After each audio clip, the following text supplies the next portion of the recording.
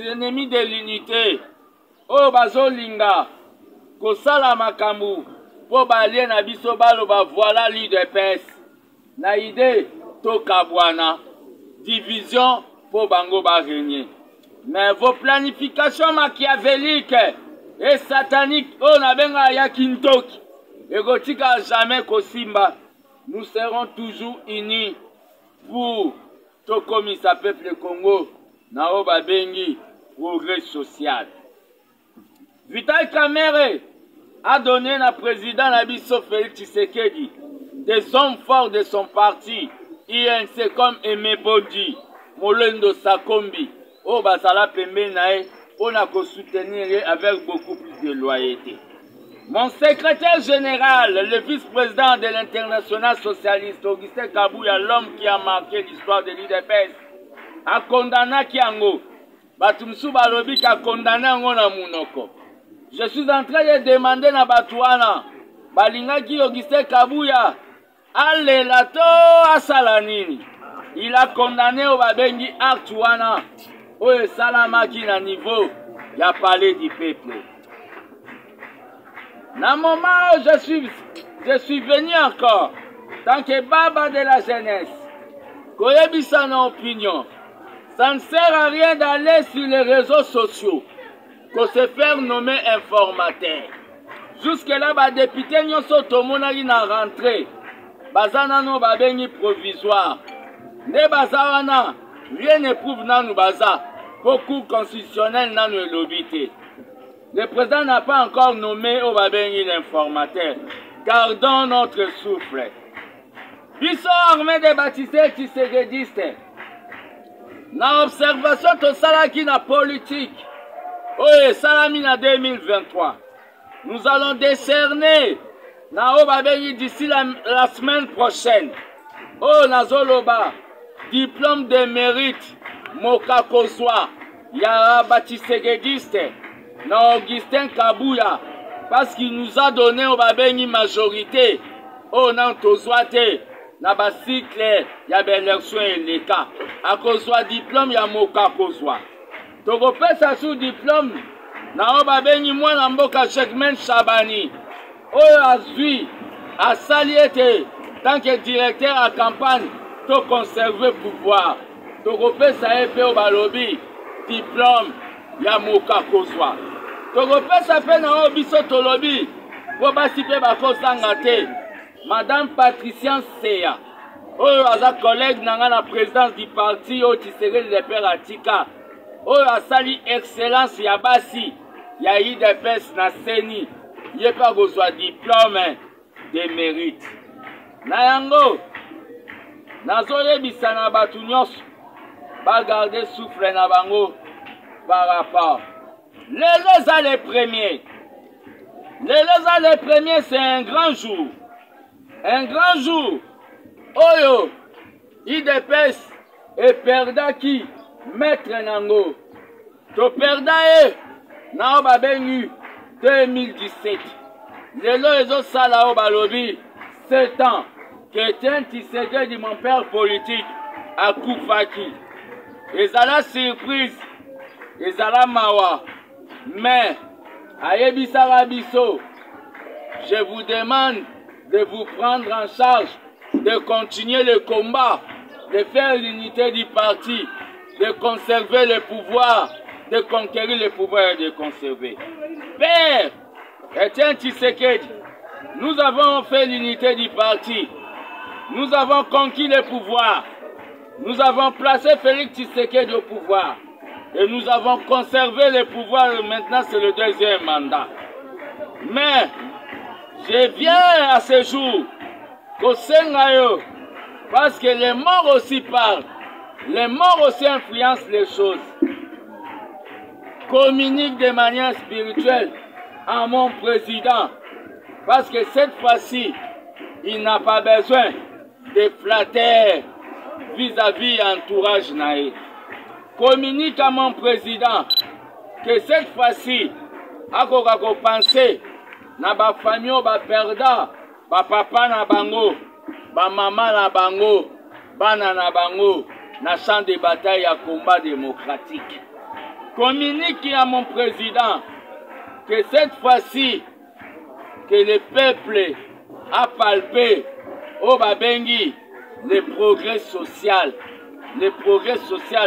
au Yalaki parmi au Babengi ba projet de société Nabiso. Père Tshisekedi, nous continuons le combat malgré Babengi les vents et marées. Nous continuons le combat. Ici Gozali informe à Lumumba, informe à Mouzé que nous sommes là, que nous allons vaincre Paul Kagame, nous allons vaincre ce qu'on appelle les ennemis du Congo. Toujours, Namakambu Oyo, étali post-électoral, période post-électorale. Naye kolobela o Babengi, situation oyo ekomi ko boucher biso boreille. Oyo ekomi ko sala biso mabe. Conflit oyo bazolinga bamemela biso na Kinshasa. Je vous avais déjà dit tant que prophète politique, la ville de Kinshasa eza neti berceau. Place o Babengi bébé alala kesenga makelele te. Bébé wana o Babengi les institutions présidentes de la République. Makambo ezolinge bando salam. Makambo ezolinge bando salam. Entre Chantini Ngobila, Godem Poina, Jekoko. Nous n'avons pas besoin de ça. Nous n'avons pas besoin de ça. Nous n'avons pas besoin de ça, je répète encore. Nous avons besoin de voir une ville de Kinshasa. Oh, et là, Bilamba Nango, Yakin Label, et Longola Bilamba Salité, Yakin Poubelle, Kini Foulou. Nous avons besoin, Yakomono Babengi, Sando Yasikamo Konzamboka, Asali. Nous n'avons pas besoin de vos querelles. Cessez de nous boucher les oreilles. Cessez de nous boucher les oreilles. Et je viens ici. Koya kolobao ya Ibaki. Koya ko manipuler ba journaliste pour ba lobao ya Ibaki. Nana pesi proposition. O eza correct, o eza impartial. Je demande à IGF, Gilles Lingete, Yako entamé, Yako diligenté, enquête sur la gestion de la ville, province de Kinshasa. Yako diligenté, enquête. Gilles Lingete, le Saliketo soit quand même 7 milliards. 7 milliards dans le contrat chinois. Diligenté, enquête. Dans la gestion, Yao Babengi, ville de Kinshasa.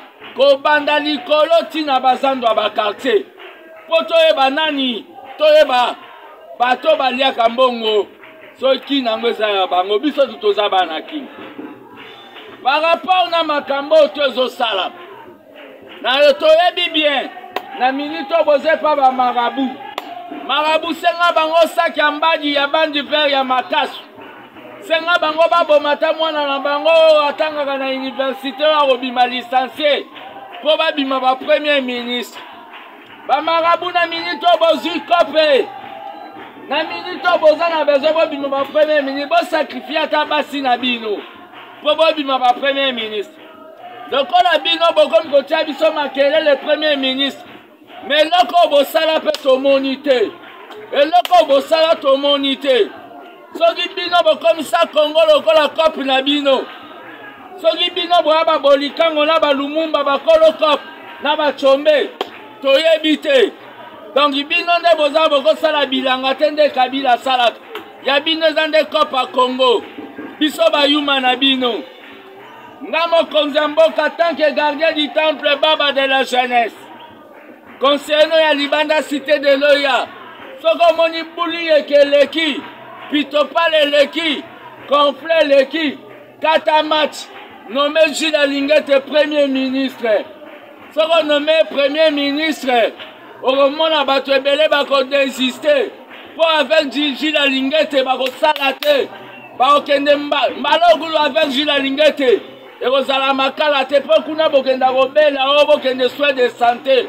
Et rozala nde kanya makase c'est beau produit biso masango. Potolia to longwa ba c'est pas gentil. Président de la République. Soko moni nord azoganga ye premier ministre. Sud azoganga ye premier ministre. Est azolinga ye premier ministre centre na ouest. Katabale. Elombe mobali Gilles Lingeta sa. Nommé premier ministre. Okomona bato ebele ba changer cop. Bakokoma ba bailleur de fonds. Nommé comme premier ministre Gilles Lingeta biso yi de pestos après. Ya au travail ne bato bazwa gouvernement cop. Bako désister. Waneza prise définition contre Bamiib. Na minute toyebi lokwa boyoki ke 7 milliards. Et outil déjà na makambo contrat chinois. Bozana ba bureau d'études ya Kintoki. Pour bosa ba facturation. Pour créer ba société fictive ya construction ya bansela. Tozana besoin ya bansela ya ba biscuit o bako buka. Tozana ba besoin ya bansela ya ba désert et route agricole. Des déserts agricoles. Tozana besoin ya ba béton. Mbongo wana Gilles Lingeta yo mutoye nango. Yebisa mokonza mboka. Botie lango de a tribunal. Mutako yiba ifoto bimise na mpwasa bana ne bae bage papa na bango azalaka dealer mbongo wa Congo. Alaka moyibi. Do il faut balakisa. Est-ce que le boyiba mbongo wa mboka? Boyoka sonite. Mwana na opake na université. Mais na mboka kuna papa bango yiba imbo. Boyoka sonite. Bino bozwa ba 50,000 ba 21,000. Batumsu bazwa o ba bengi ba $100. Lokola mboka ngo bino nde bokenda ko senga indépendance na Belgique.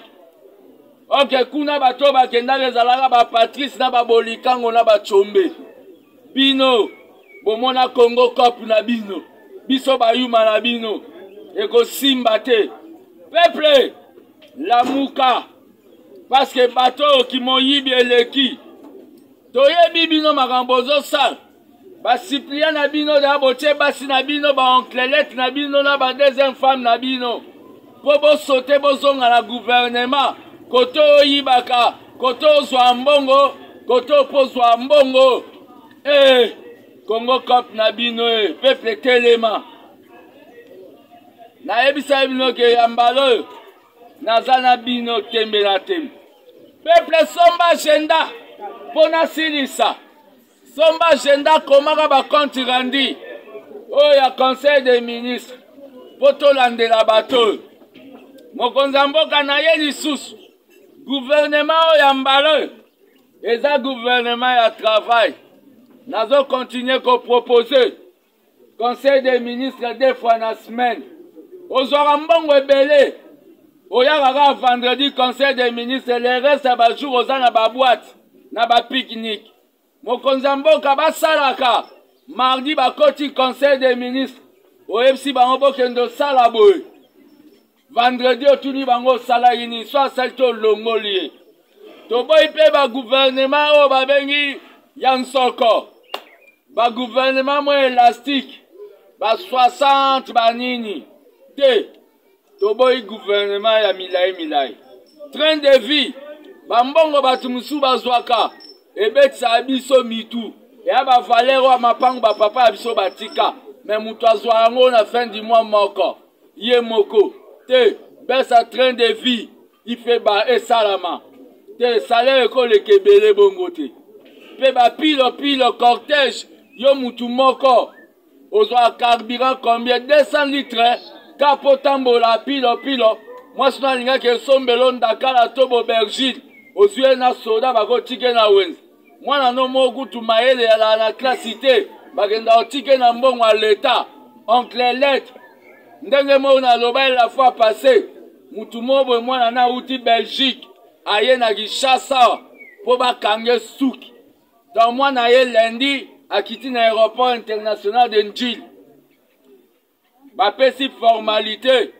Batala boye. Il est venu lundi pour rentrer mercredi. Botu nanga yo sani. Bakange suki ya maboko po kuna mindele bakuroka suki ya maboti. Quel gaspillage na mbongo wa bakongolais.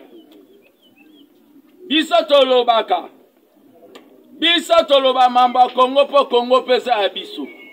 Na makambo Congo pecha zate vie pe azate. eza nde masolo ya mboka. Donc ndenge na minito nazoloba ko ngana bino tokokani.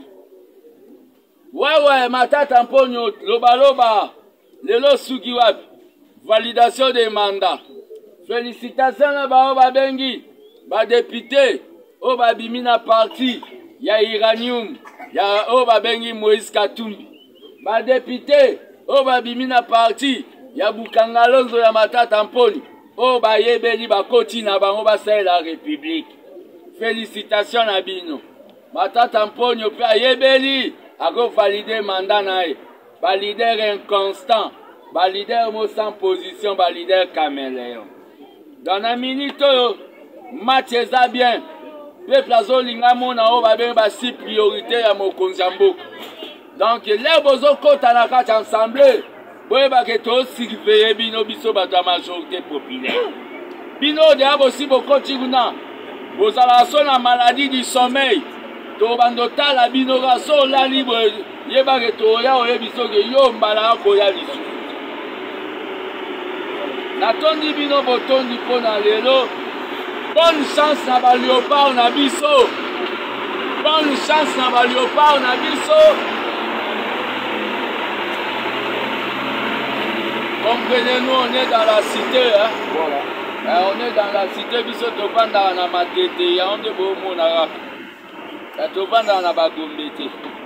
Biso banda pembe na pepe. Bonne chance na ba léopard na biso. Bosa la biso plaisir. Pronostic nangeza 2-0. Donc ndengeza na 2-0 epesa biso kitoko coupe ya mbalo yo to sepela. Yo mutozo lingolo ka au nom de Jésus ko kabiso te.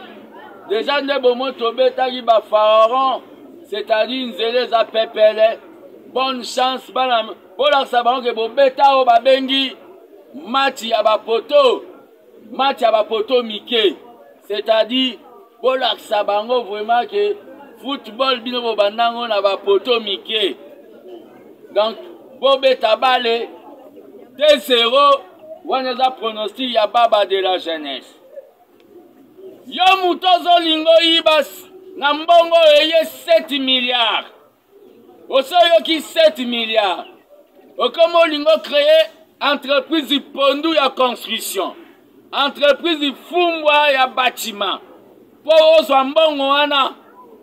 Yeba ke bakokanga o walai bilai.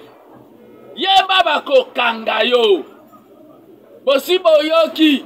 Ero bosa ba plan. Botika kokende pa banganga. Po bobima ba premier ministre.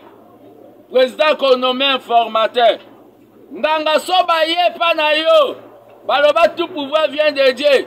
Soka yepa na yo sa ela système pas comme premier ministre. Senga moi sinya na pembe. Senga na moi na ya liboso. O atanga na o babengi na Varto na Boston kuna na poto. Senga moi na ne wana. Toza na besoin ya miyibi tembalo bosi boyibi trop.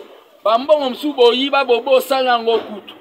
Nde boza bino boyiba de trop na mboko. Bambongo msu boyiba bobo sala one batu msu ne batambwe mwamba babo sala bambongo msu na mapangu msu basomba. Donc Congo za bino te na yaki leo pona loba. Lelo papa o ya biso o apesa biso idoloja kufaki.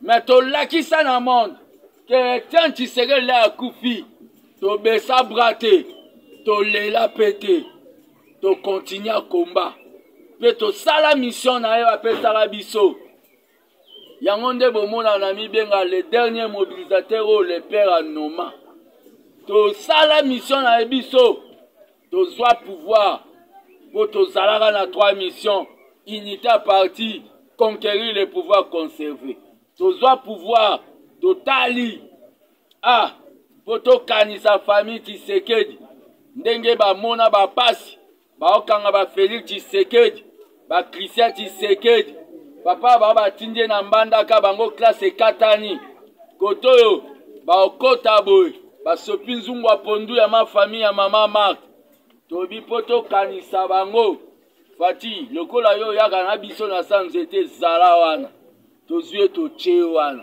mpona 2 mandats. Après 2 mandats alongwe etikali biso baporte ya Tshisekedi nde tokowela poste oyo ya Fati. Nazala deya candidat po naza apôtre. Yo pe se préparer na yo tokobundaka na congrès ba combattant nde baoyeba nani baovote. Bonne chance na bino nyonso boyaki awa. Nzambe azala na bino. Amen. Des questions signes. Ceci, c'est là, papa ne veut rien du tout.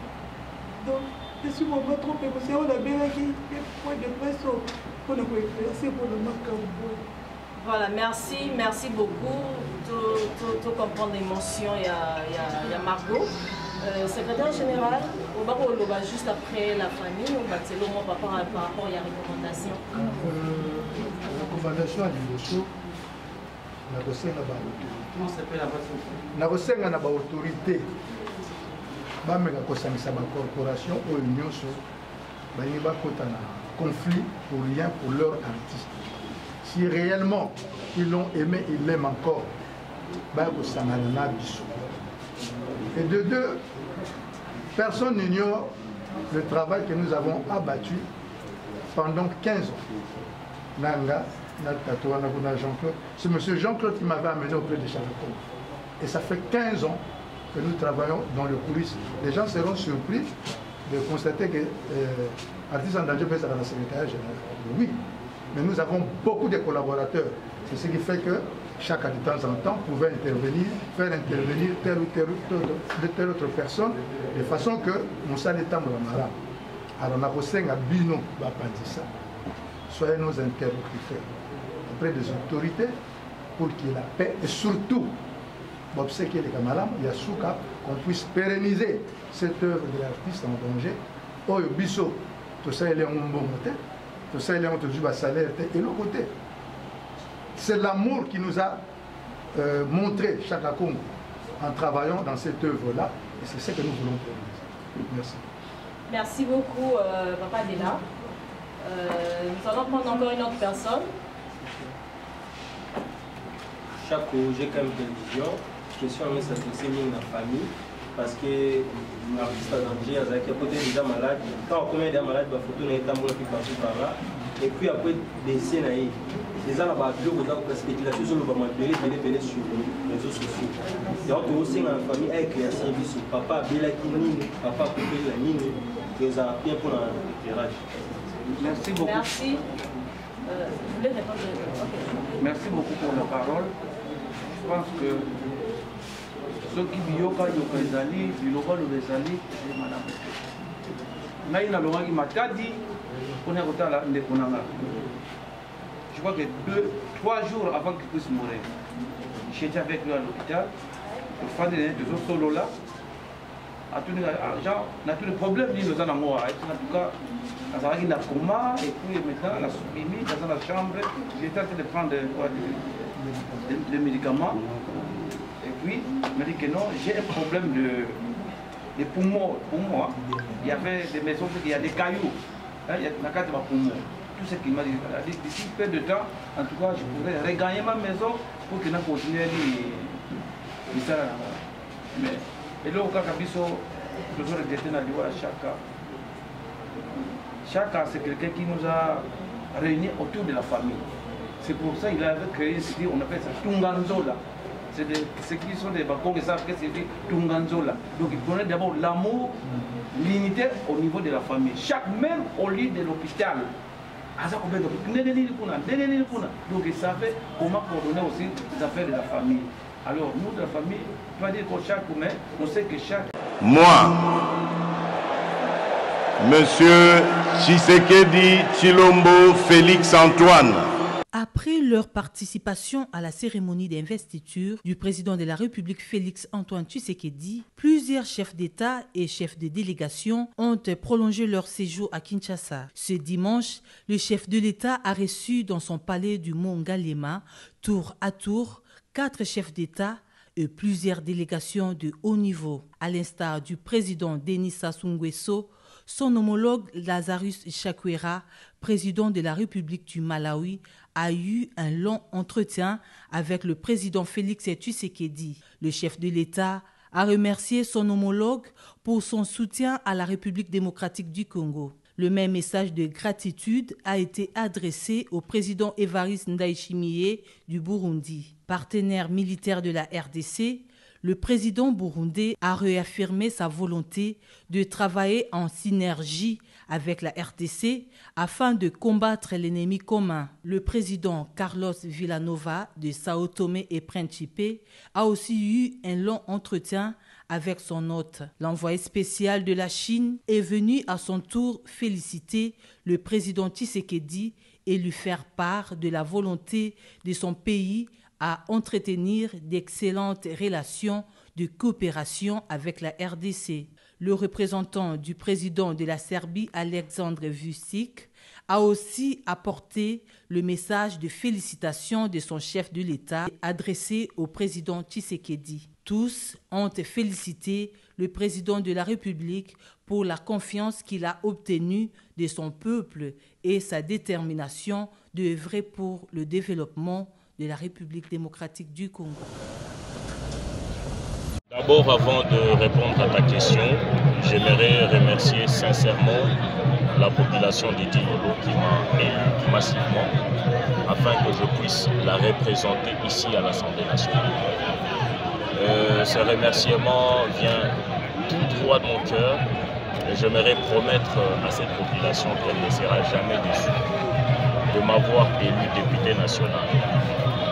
Aujourd'hui, c'était une session inaugurale. Nous avons installé le bureau d'âge qui a le point inscrit à l'ordre du jour. Je pense que notre rapport sera celui de travailler de façon expéditive pour valider les mandats de tous les députés tels que ça sera fait dans les sous-commissions, 26 sous-commissions qui seront installées. Mais après, il y a des grands enjeux qui nous attendent, notamment la révision du règlement d'ordre intérieur, l'élection du président définitif ou du bureau définitif de l'Assemblée nationale. Notre rapport sera celui de lire le bon président qui va conduire, n'est-ce pas, le débat démocratiquement au sein de l'Assemblée nationale. Au-delà de cela, notre pays a beaucoup de défis. Le territoire de Dilolo a beaucoup de défis, ainsi que dans d'autres provinces. Et ces défis, nous allons le relever ensemble avec nos collègues, tout en privilégiant l'intérêt général. Et je pense que c'est à ça qu'on se donnera, n'est-ce pas, comme priorité. En fait, avec le même état d'esprit, en tant que député provincial, nous avons fait nos preuves dans la défense des intérêts de la population. C'est ça qui nous a conduits ici, au niveau national, pour continuer le même combat. L'état d'esprit, c'est... Je suis enthousiaste. Je pense qu'il y aura beaucoup de défis à relever. Devant moi, il y a beaucoup d'aînés qui ont beaucoup d'expérience. Mais nous pensons que nous allons apporter une nouvelle énergie, une nouvelle façon de réfléchir et une nouvelle manière de conduire la République. C'est d'ailleurs ça qui nous a motivés de créer un grand parti que vous connaissez, le Renouveau, parce que nous pensons que c'est ça qui manque à la République démocratique du Congo. Les nouvelles énergies, la nouvelle façon de faire les choses. Nous allons initier plusieurs réformes dans plusieurs secteurs afin que le Congo puisse décoller. Aujourd'hui, beaucoup de lois sont obsolètes. C'est des lois fantaisistes ou soit qui ne suivent pas le mouvement de la mondialisation, de la technologie, ainsi que de plusieurs aspects qui ont changé dans le monde. Eh bien, nous allons travailler avec les autres collègues pour essayer de changer les choses. Aujourd'hui, le territoire de Dilolo est buté à un grand problème de la route nationale numéro 39. C'est une route stratégique pour ce pays parce qu'il débouche au port de Lobito en Angola, qui nous relie facilement à l'Asie et à l'Europe. Je pense qu'en dehors de la route nationale 39, notre combat sera celui de l'électrification. Vous savez, sans électricité, on ne peut pas parler du développement. On ne peut pas parler de l'industrialisation. Ici, notre objectif, c'est de faire en sorte que les territoires de Dilolo soient électrifiés et que l'agriculture soit soutenue. Parce que la province du Lualaba est réputée minière, mais le grenier agricole, c'est le territoire de Dilolo, Sandoa et Kapanga.